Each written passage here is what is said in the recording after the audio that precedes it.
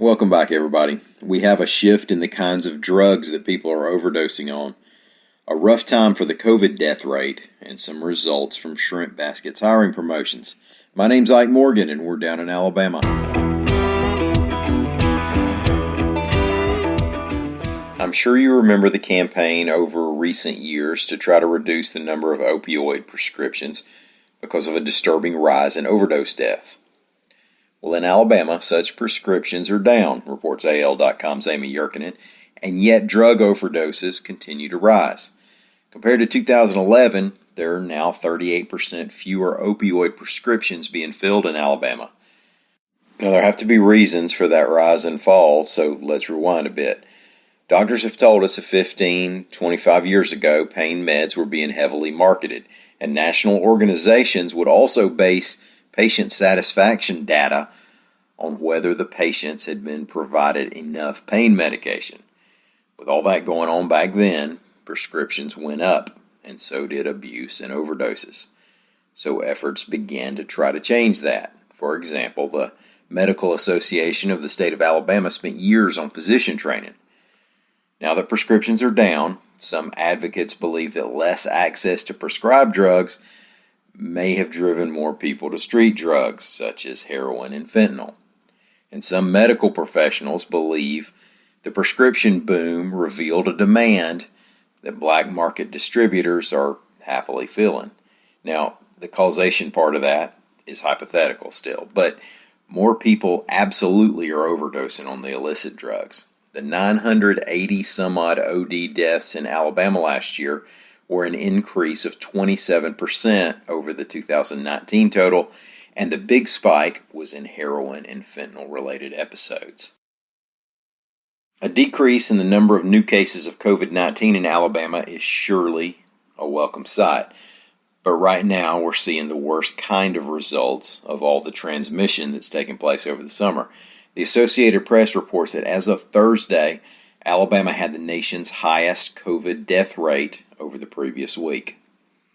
Note that we're talking about reported deaths. There are occasional lags in the data coming from different parts of the state, but an average of 106 reported deaths a day came in from across Alabama, meaning that over the course of the week, our rate was 18 deaths for every 100,000 people.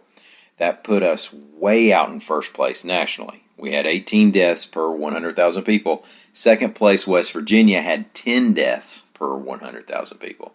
Now, the good news is that current COVID hospitalizations have fallen below 1,800 for the first time in a month.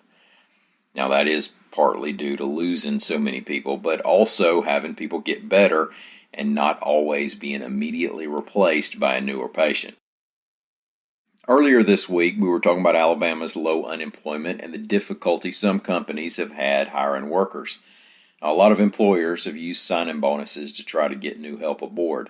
But the Alabama seafood chain Shrimp Basket got particularly aggressive and creative in adding to its staff.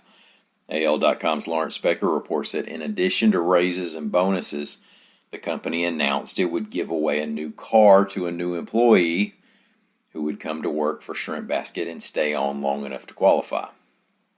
Now, all these efforts began in April, and they were created to increase Shrimp Basket's workforce quickly and then keep people on until at least September 24th. Now, back in April, the company's management got to figuring and felt that it needed to hire 214 people. In 2 weeks doing this, it had hired 89. Through mid-August, it had hired 530. That sounds pretty successful.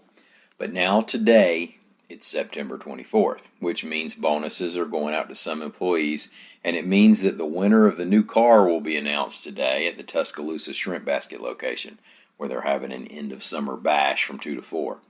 The question is, will some workers get past the shiny prizes that caught their attention in the first place and end their careers at Shrimp Basket? Mark Kirk, Shrimp Basket president and COO, quote, "I have a concern that could happen, yes. But if we've done what we should do, which is make people feel welcome and part of a family, then they'll stay and we'll figure out what's next." Thank y'all so much for listening. We're about to call it a week here. Be good. We'll try to do the same. We'd love to see you back here on Monday. Meantime, y'all come on by and see us on the internet. We're open 24 hours a day and 7 days a week at al.com.